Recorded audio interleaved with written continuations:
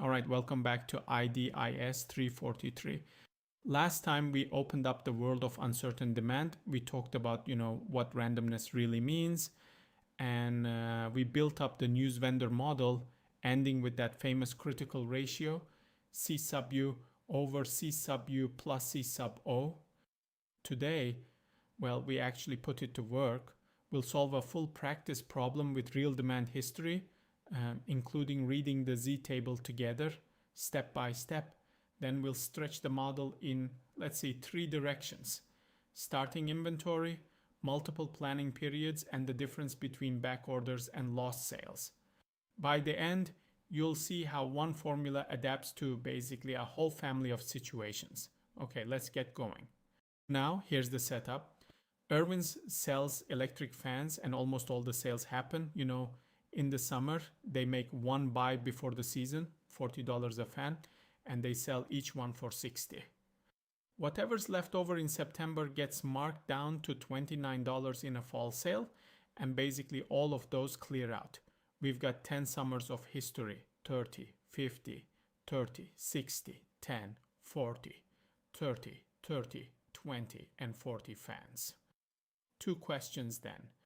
First, estimate the mean and the variance of summer demand, and second, assuming demand is normal, find the optimal buy. This is just the news vendor model in a different situation. One purchase, one season, leftover salvaged.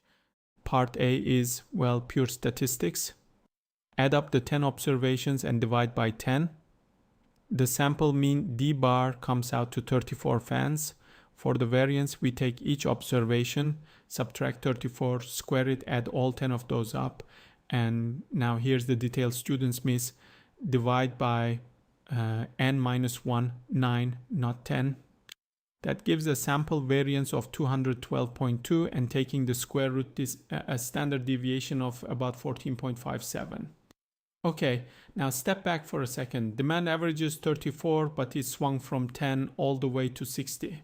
That's a lot of variation relative to the mean, exactly where ordering just the average would, may not be the best decision. All right, part B, the money side. If Irwin's buys a fan that doesn't sell in the summer, they paid 40 and they recover 29 in the fall. The overage cost is the difference, $11. If they run out, well, they miss a sale worth 60 on a $40 fan. The underage cost, C sub U, is $20 of lost profit. The critical ratio is C sub U over C sub U plus C sub O, 20 over 31, which is 0.645. We want to cover demand with probability 64.5%. Then again, Q star equals sigma Z plus mu. With Z equal to 0.37, that's 14.57 times 0.37 plus 34, about 39 fans. Notice we buy above the mean, because running short hurts almost twice as much as having leftovers. Now, where did that 0.37 actually come from? Take a look at the table on this slide, table A1, areas under the normal curve. Each entry is the area between the mean and Z standard deviations out. The rows step Z by tenths, and the columns add the second decimal. Here's the trick. The table measures area starting at the mean, and the left half of the curve already holds 0.5. Our target is 0.645, which means we need an extra 0.145 beyond the mean. Scan the body of the table for 0.145, and there it is right around the 0.3 row, 0.07 column. Z equals 0.37.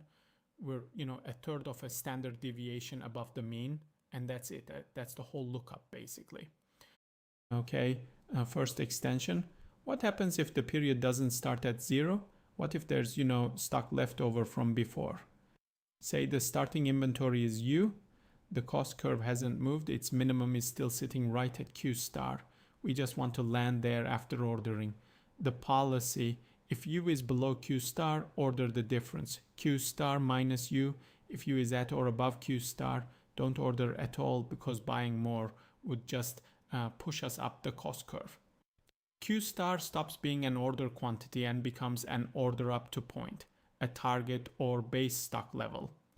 Remember Mac's newsstand from the book?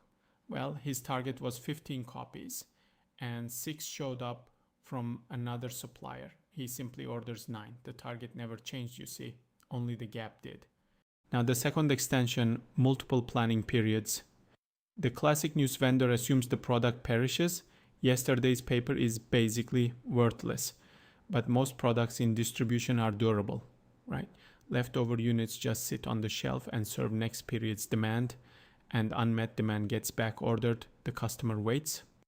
Here's the subtle part. The formula survives, but the costs change, meaning underage is no longer the whole lost profit because the sale still happens later. C sub U becomes the loss of goodwill cost, the annoyance of making a customer wait, and overage isn't a salvage loss anymore since the unit isn't thrown away. C sub O becomes the holding cost. H equals I times C, the interest rate times the item's value. Same machine, new fuel. I mean, that's why this model keeps reappearing. Now let's solve an example again. Assume Mac stocks a paperback thesaurus. Unsold copies stay on the shelf for future months, and a customer who finds it out of stock will, wait until next month. Full back ordering. Mac buys at $1.15 and sells at $2.75. He pegs the loss of goodwill at 50 cents per back order. Monthly demand is roughly normal, mean 18, standard deviation 6, and he uses a 20% annual interest rate for his holding cost. The question, how many copies should he have on hand at the start of each month? Now, before we compute anything, pause and predict. Should the answer sit close to the mean of 18 or, well, way above it? Keep your guess in mind. All right, here's the math. Overage is the holding cost. HE equals I times C, which is 0.2 times $1.15, about 23 cents. Underage is the goodwill cost, 50 cents. The critical ratio comes to 0.5 over 0.73, which is roughly 0.685. From the table, Z is 0.48, and Q star equals sigma Z plus MU, 6 times 0.48 plus 18, which is about 21 copies. Now compare that with your prediction. The target sits just a bit above the mean because both costs here are small and kind of balanced. Waiting a month annoys a customer about twice as much as it costs Mac to hold a book for that month. Mild asymmetry, mild safety cushion. One last twist. Suppose a bookstore down the street also carries the thesaurus. A customer who finds Mac empty-handed doesn't wait, they walk, and the sale is gone. In the lost sales case, underage gets a lot more expensive. It's the goodwill cost plus the lost profit. 50 cents plus $1.60 of margin gives C sub U of $2.10. Overage stays the holding cost, 23 cents. The critical ratio jumps to about 0.90, Z rises to 1.29, and the order up 2 point becomes 6 times 1.29 plus 18, about 26 copies. I mean 5 extra books purely because, well, the penalty for stocking out got real. That's the big lesson today. The formula never changed. The economics behind each symbol did. Next time we'll bring in lot size reorder point systems where, orders take time to arrive. Thanks and gig 'em.